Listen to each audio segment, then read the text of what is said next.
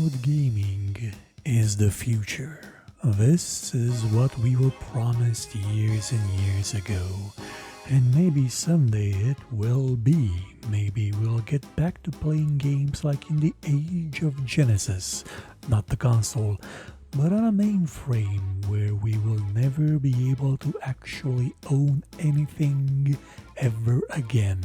And finally, the prophecy of the horse armor will be complete.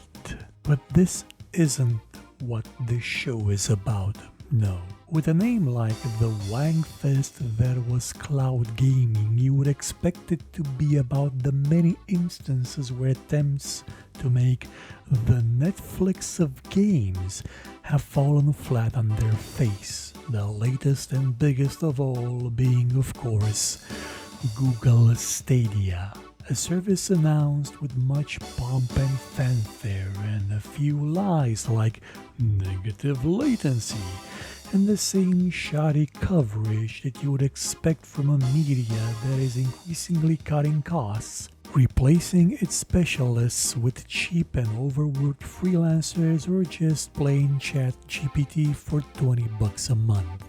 To be fair, it's not like 90% of the audience would know the difference. The audience has been complicit to this and will always be. But that Stadia sure was a hell of a thing, wasn't it? It even included a feature called Style Transfer, which let you simply take the style of an existing piece of art and paste it on top of a game.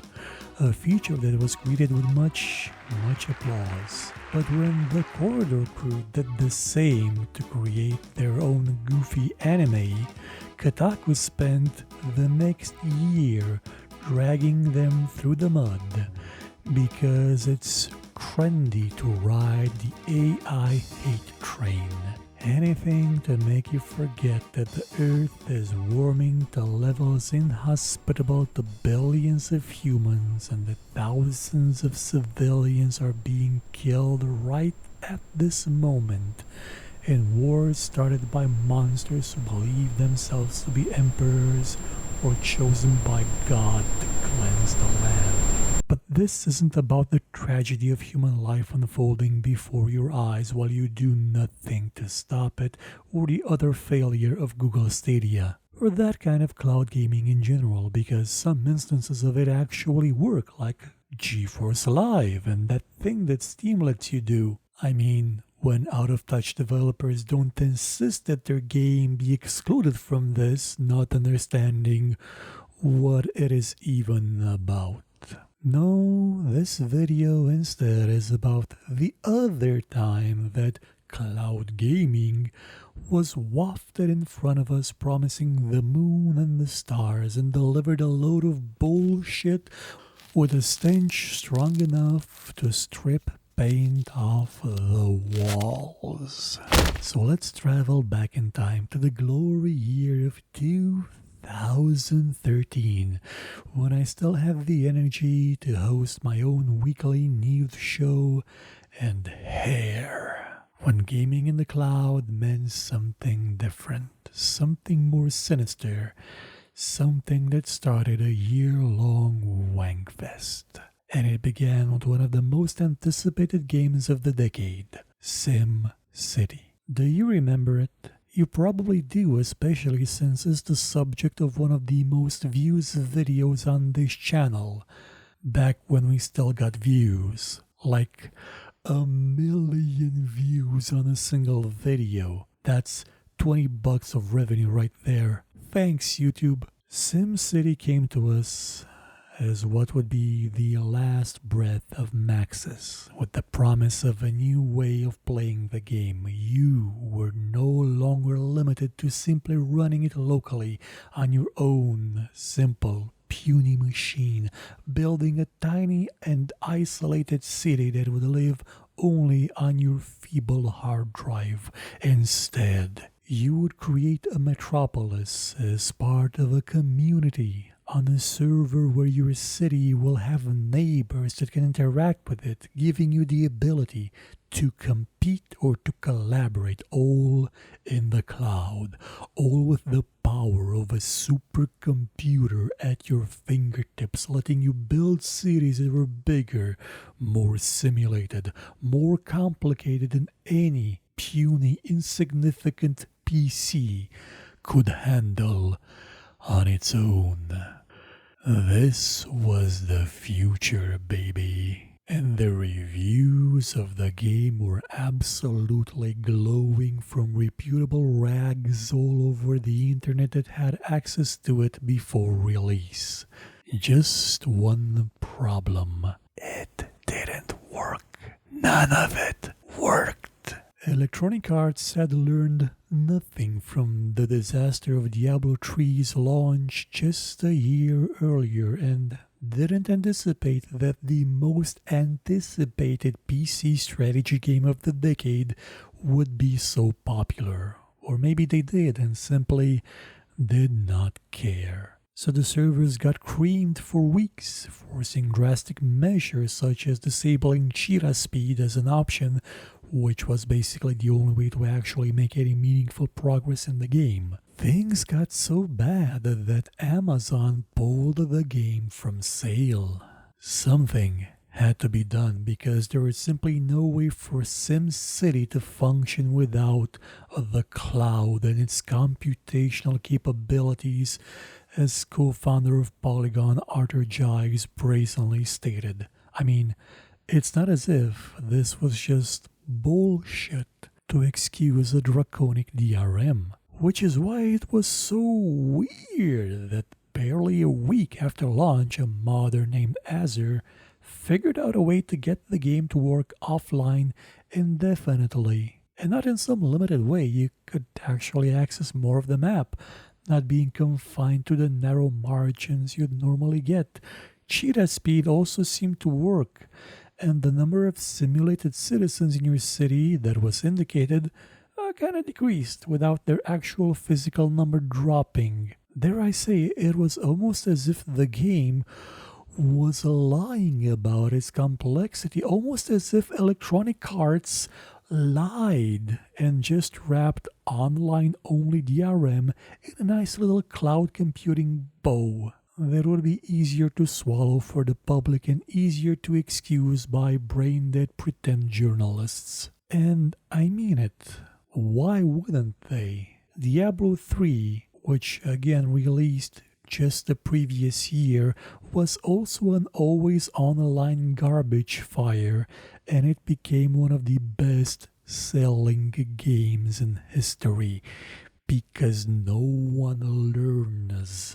It would take Electronic Arts and Maxis a year to decide to remove the always online DRM from SimCity, by which time most of the sales had already been made. Not that that made the game any better, in spite of the glowing reviews received from egotistical morons who would one day be replaced by cheap freelancers and ChatGPT, the game was still a pile of shit, even now, a decade later. And this tactic would continue, because Electronic Arts was not the only company jumping on the "oh no honey, no, it's not always online DRM, it's, well, you see, I'm using a super secret, mega powerful ultra server to empower your games to make them work so much better and enhance them so much with more simulation, more graphics, much wow, just let me light this gas lamp real quick and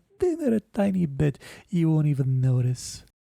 Microsoft had a lie to sell you, and the cloud was the best way to do it. Enter the Xbox One, a console announced with the promise of fantasy football, Netflix, always online connectivity, game discs that could only be shared through a convoluted Kafkaesque method, and a camera that would be constantly spying on you and sending that data to the NSA through the recently revealed PRISM program that Microsoft was a major contributor to and that is still ongoing. In case you forgot, it didn't stop. Merely the rumors of such a console were met with criticism, which in itself was met with statements from people like Cliffy B, saying that having an always online device was as cool as having electricity. This after Adam Orth, creative director of Microsoft Game Studios, told people to #deal with it, and that he hopes that the hellscape of always connected devices and future e-waste will become a reality one day soon, and that he can't imagine living in a place with poor people. He then unexpectedly left his position at Microsoft of his own free will. It's not like he was in any way shit-canned. Then he fled the state, and in a just and fair world, he would have never been heard from again. But we live here. So naturally, he got a big PR redemption campaign just a year later with many articles about how hard it's been for him, but how the experience made him a stronger, more resilient douchebag. For without complicity, it wouldn't be wankery. It would be just bullshit. And mind you, this whole debacle was a month before the console was even officially announced. It was just a rumor. But Microsoft still powered through it, announcing an always online fiasco. And it would have probably kept it that way had there not been for something that Blizzard and Electronic Arts lacked at that specific moment: competition. Sony mocked Microsoft into oblivion. It has never recovered. A decade later, Microsoft wants to get revenge by effectively buying every game developer on the planet and locking Sony entirely out. A tantrum that is costing them hundreds of billions. But it still refuses to release Xbox sales numbers, and it's been very, very quiet on what exactly it meant when it said that the Xbox One uses more than 300,000 servers for Xbox One, more than the entire world's computing power in 1999.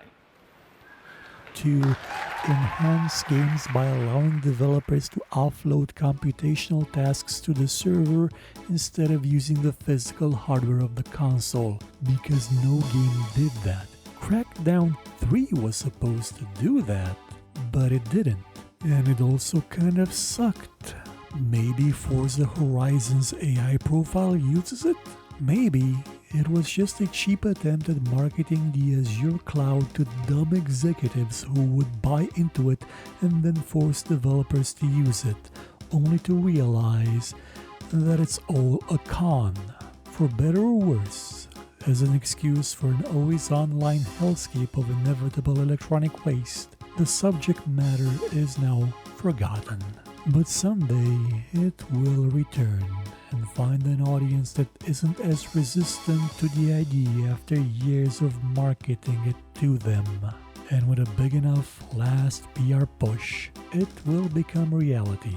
It will all have come a full circle jerk, which is the inevitable fate of every vigorous Wankfest.